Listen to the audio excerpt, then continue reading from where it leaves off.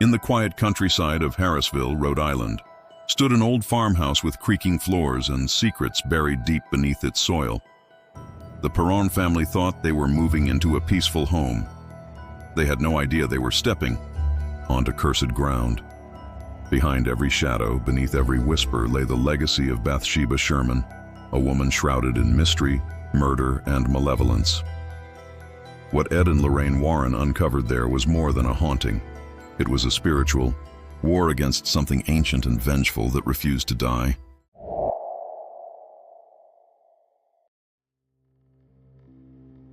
The morning they arrived in Harrisville was unusually quiet. No birds sang. No breeze stirred the tall grass around the farmhouse. The Perron family, Roger, Carolyn, and their 5 daughters, stepped out of the car, their eyes wide with excitement and wonder. The house was old, worn by time and the elements, but it stood tall with a rugged charm. Wide porches, creaking steps, and windows that reflected the sky like vacant eyes. They had no reason to doubt what lay ahead. The home, built in the 18th century, was a dream they could barely afford. A large plot of land, rustic architecture, space for their growing family. Roger, a truck driver, had scrimped and saved for this move. Carolyn, who loved antiques and old-world living, saw beauty in every nail and beam. Even the girls, Andrea, Nancy, Christine, Cindy, and April, ran through the halls, thrilled by the echoes of their own laughter. But the house did not laugh with them. It listened. That first week was full of adjustments. Mice in the walls, drafts that snuck under doors, odd smells from the cellar, all expected for a home that old. But then came the small incidents.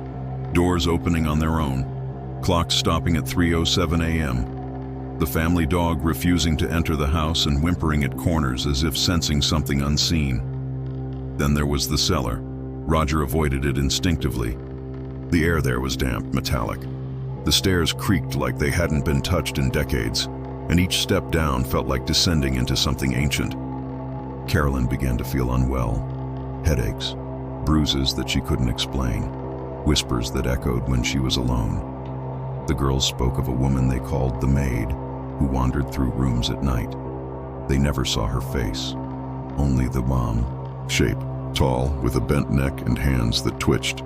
April, the youngest, found a music box buried under the porch. She said it had belonged to someone named Rory, her new friend, who no one else could see. It wasn't long before Carolyn found herself staring out of windows for long stretches, forgetting where she was. Once, she stood at the foot of her bed in the middle of the night, clutching a wooden cross, not knowing how she got there. The house didn't want them gone. Not yet. It wanted them broken. And in the farthest corner of the attic, beneath a layer of dust and broken boards, something watched, waiting. The history of the house was buried deep, not just in documents, but in whispers passed from one generation to another. Locals spoke of it only when pressed. Old land, they'd say. Heavy land.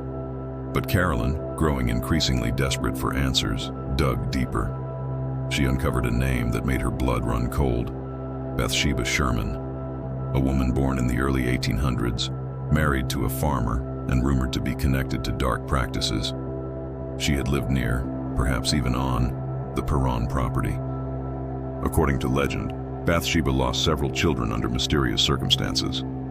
One infant had been found dead with a sewing needle driven through the back of its neck. Charges of witchcraft were whispered but never proven. Some claimed she had offered her baby to Satan, cursing the land forever before hanging herself in the tree behind the house. Whether myth or fact, the stories aligned too closely with what the Perrons were living. Carolyn became obsessed. She visited town records, combed through graveyards. What she found was a lineage of death, suicides, drownings, hangings, all tied to those who had lived in the house or its surrounding land. Entire families lost to madness, despair, or unexplained disappearances. Bathsheba's presence wasn't just legend. It was active. Andrea, the eldest daughter, began journaling what they experienced. Her entries became darker each night. Cindy woke screaming, claiming voices told her to hide, that someone was coming for her. Christine saw her sister being dragged by her hair across the floor by invisible hands. Roger, ever the skeptic, tried to dismiss it. But even he couldn't ignore the time Carolyn was found in the kitchen, sobbing with a deep handprint on her arm. A print too large for any of the children, and with fingers that ended in claw-like impressions. That night, the entire family was awakened by the sound of crashing furniture. Every clock in the house stopped at 3:07 a.m. The scent of rotting flesh filled the air. And above them, from the rafters, came the sound of rope tightening. Carolyn looked to the ceiling and whispered, "She's here." The haunting wasn't about scaring them. It was about claiming them, piece by piece. As the days passed in Harrisville, time itself seemed to bend. Hours would vanish, days blurred into nights without clear distinction. For the Perron family, sleep became rare, not for lack of trying, but because the house no longer allowed it. One night around 3 a.m., Andrea was awakened by the sound of whispering. Not voices exactly, but breaths, low, rhythmic, and impossible to trace. She turned toward the door expecting to see one of her sisters. Instead, she saw the silhouette of a woman in a long, old-fashioned dress, standing at the foot of the bed. The figure didn't move, didn't blink, and after a full minute of silence, it simply vanished. She didn't scream. She couldn't. That same night, Nancy awoke screaming from a dream where someone was brushing her hair with cold fingers. She insisted she had heard the phrase, "It's my turn now," repeated in her ear. Roger grew distant. When he was home, he stayed outside, chopping wood, fixing fences, anything to avoid the house. Carolyn, meanwhile, descended further into the grip of the entity. She began losing weight. Her voice changed, slightly deeper, more detached.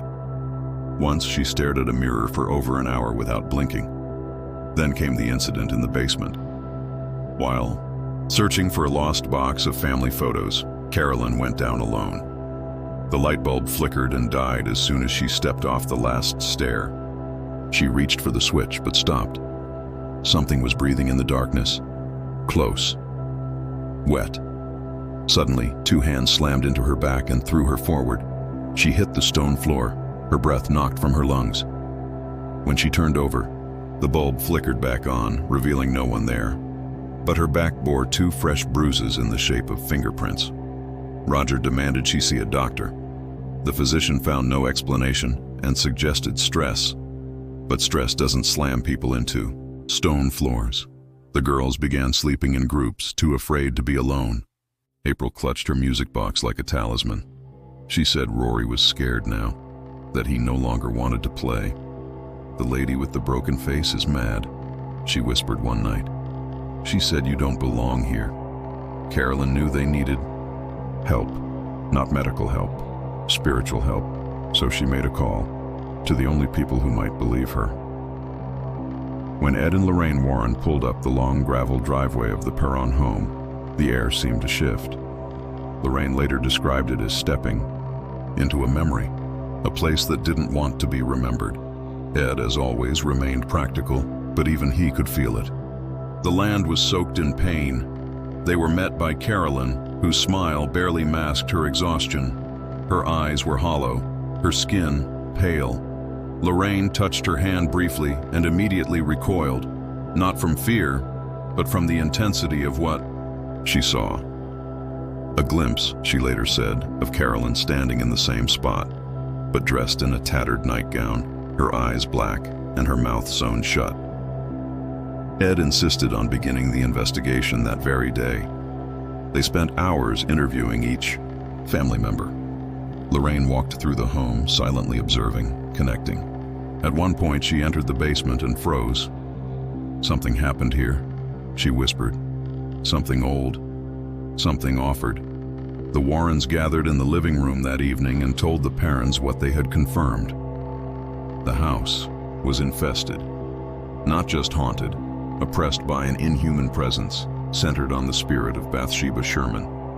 But that was only the face it wore. The true entity was darker, deeper, and older. It had adopted Bathsheba's persona, using the residual energy of her curse to mask its true form. Lorraine explained that entities like this work slowly, They don't possess overnight. First they attach, then they isolate, then they dominate, and Carolyn had become its primary target. A seance was recommended, not an exorcism, but a spiritual intervention to weaken the entity's hold and identify its true nature. Roger was skeptical, but Carolyn agreed instantly. "I don't care what it takes," she said. "Just get it out." But what no one knew that night, not even Ed and Lorraine, was that the entity had been waiting for this moment. It wanted the ritual. It wanted attention, because it knew the more they acknowledged it, the stronger it became. The living room was rearranged, furniture pushed to the walls, curtains drawn tightly shut, candles placed at the corners of the room, each blessed, each anointed with holy oil. The air inside was thick, clinging to the skin like humidity before a storm. Lorraine stood quietly near the center table, rosary in hand, her expression unreadable. Ed, firm as ever, recited prayers beneath his breath as he positioned sacred objects across the room. This wasn't theater. This wasn't for spectacle. This was war. Carolyn sat in the chair at the center, her hands trembling, her eyes unfocused. Her daughter stood huddled at the far end of the room, except for April, who clutched her music box so tightly her fingers turned white. The medium, a woman brought by the Warrens, began the ritual. She called upon the spirits of the house to reveal themselves, to communicate, to give their name. What started as silence quickly turned to cold, an unnatural, piercing cold. The candles flickered violently. A deep thudding sound echoed from the floorboards beneath them. Then the table in front of Carolyn shook. At first, Carolyn seemed dazed, blinking rapidly, her lips moving without sound. Then her voice dropped, an octave, harsh, guttural, and she began to laugh. It wasn't her laugh. "Your God has no power here," the voice said. The medium stepped back. Lorraine cried out. Carolyn's body lifted from the chair, not by inches, but feet, hovering above the ground, limbs stiff. The girls screamed. Roger rushed forward, but Ed held him back. "Don't interfere," he warned. "You'll give it what it wants." Carolyn's body convulsed mid-air. Then, as quickly as it had begun, she dropped, hard, motionless. For a long moment, no one moved. Then Carolyn gasped, a violent, ragged breath, and began to sob. They ended the seance immediately. No one spoke for a full 10 minutes. Lorraine finally broke the silence. "It spoke," she said. "It knows its name, and it knows ours." The Tao. Warrens packed their tools in silence. Carolyn was carried to bed. The girls refused to sleep in their rooms. Roger stood at the edge of the hallway for hours, watching. Lorraine later told Ed she had seen the entity. Not just felt it, seen it. It wore the face of Bathsheba, but beneath the veil was something ancient. It had no eyes, no mouth, only darkness, and it had been feeding off the family's fear like a starving thing. The seance had not driven it out, it had welcomed it in. After the seance, nothing was the same. The house grew colder, quieter, and infinitely darker. Each family member began to change. Nancy stopped speaking. Cindy developed violent night terrors, thrashing in her sleep, waking with scratches along her arms and legs. April no longer spoke of Rory. She claimed he was gone, taken by the broken lady. Carolyn became nearly unrecognizable. She withdrew from her daughters. Her face remained pale, drained of color, and her eyes were often distant, as if she were watching something only she could see. Roger tried to remain strong, but the weight of the unknown was grinding him down. The house now had rules. The Perrons didn't enter certain rooms. No one opened the cellar. The kitchen was avoided after dark, and yet the activity worsened. Doors slammed violently without warning. Bibles were shredded, crucifixes overturned. The family awoke one morning to find every window in the house open, despite freezing temperatures. The worst happened on a moonless night. Carolyn disappeared. One moment she was in the bedroom with Roger, the next, gone. No footsteps, no doors opened, no sound. The girls searched in panic, screaming her name. Then, from the walls came a banging, not from one place, but many, echoing like something running through the house behind the plaster. Lorraine guided them to the cellar door. It was unlocked. Inside, they found Carolyn standing in the center of the room, her head tilted unnaturally to one side, her arms at her sides. She was whispering to something in the darkness, in a language no one understood. When Ed called her name, she turned, not her body, just her head, with a speed that no human should be capable of. Her eyes were black. They pulled her from the cellar by force. Roger wept. Andrea vomited. Lorraine fainted. The Warrens knew what was coming. The entity had made its final move, full possession. Ed contacted the church. An exorcism was not an option. The Catholic rite required layers of approval, and time was not on their side. Instead, Ed prepared a private rite, a deliverance, designed not to destroy the entity, but to sever its hold on Carolyn. The ritual would be dangerous, and it had to happen in the house, on the ground where Bathsheba's curse had first been cast. They would need every ounce of faith they had, and even then, it might not be enough. Thank you so much for following along. Your presence makes this journey even more powerful. Don't forget to follow our channel. The night of the deliverance ritual came swiftly, and with it, a storm. Rain lashed against the windows of the farmhouse, and thunder rolled across the hills, like distant artillery fire. Inside, the Perron family huddled in the parlor. Carolyn sat in the center again, pale and trembling, her wrists bound loosely to the arms of a wooden chair. Ed stood before her, Bible in hand.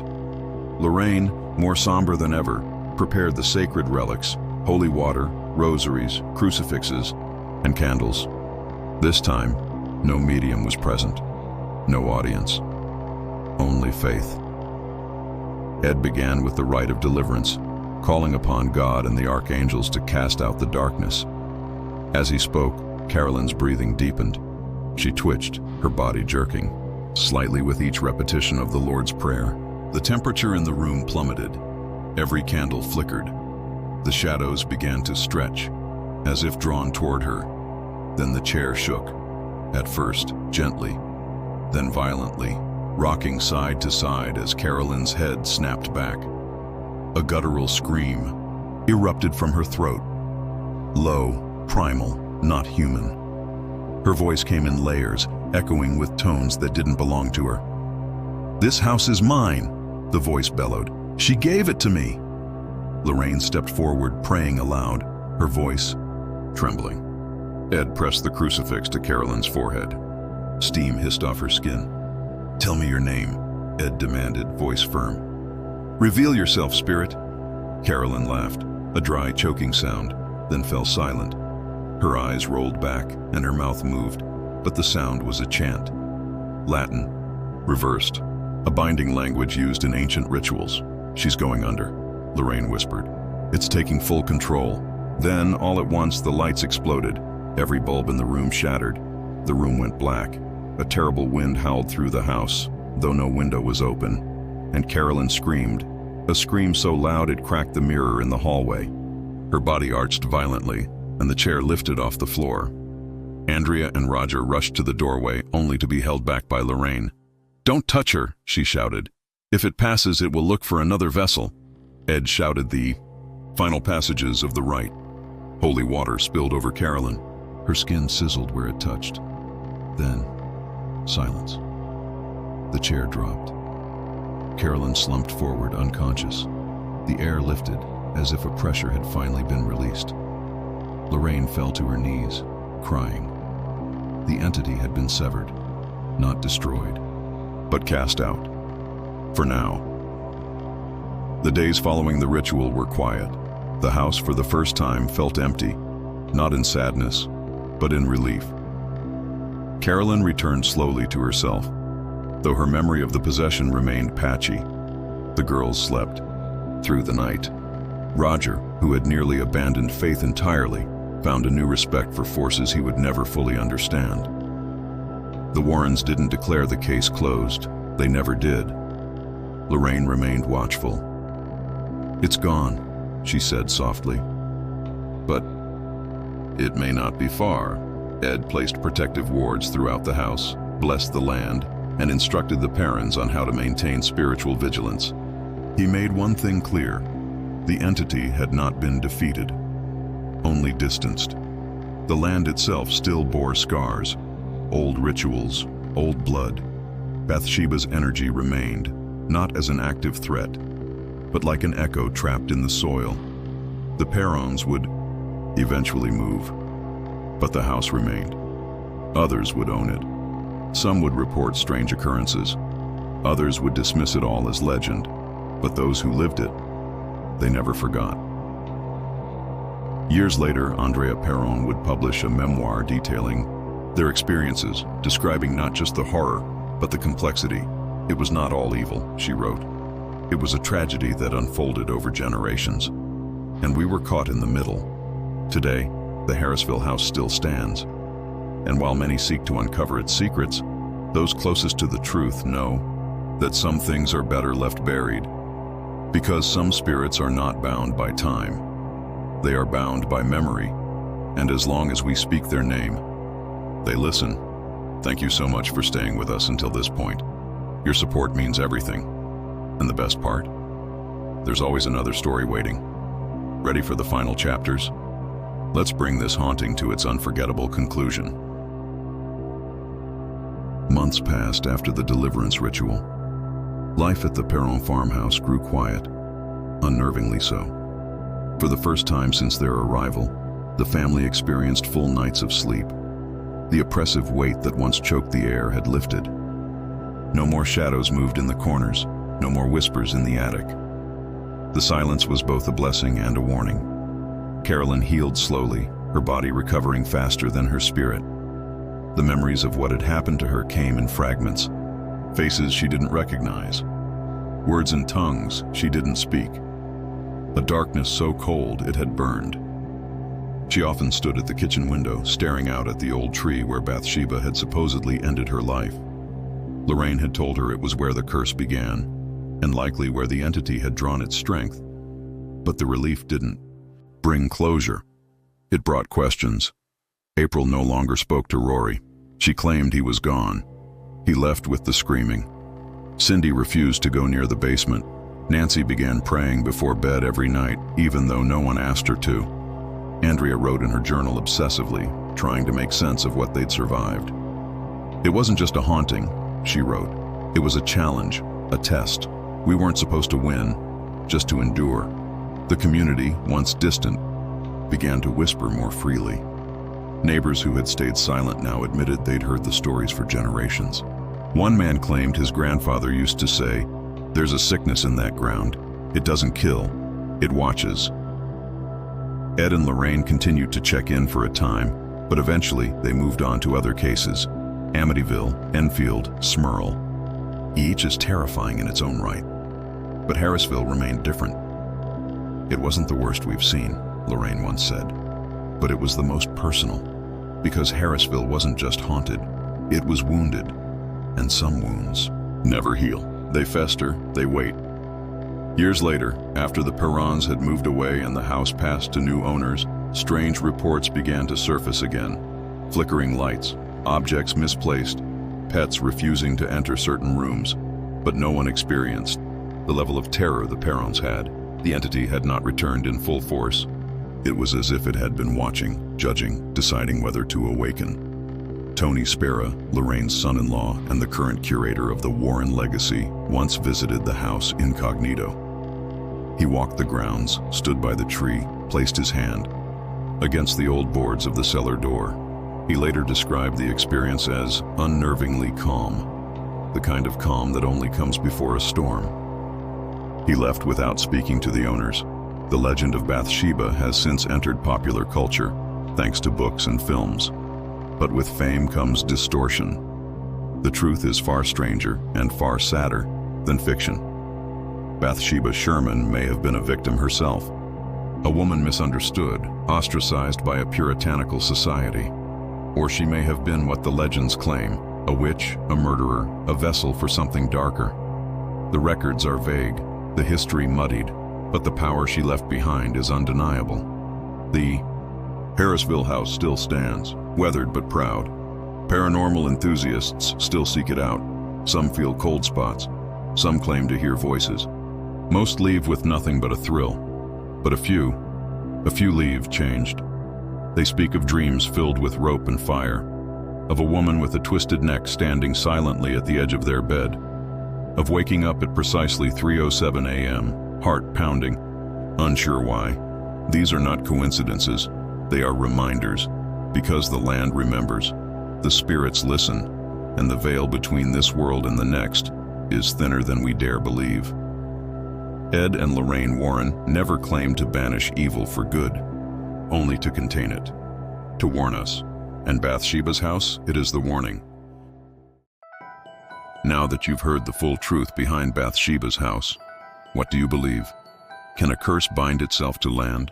Can evil outlive death? Tell us in the comments. And if you want to uncover more real stories that defy explanation, subscribe to our channel and explore the next case. It may just change how you see the world around you.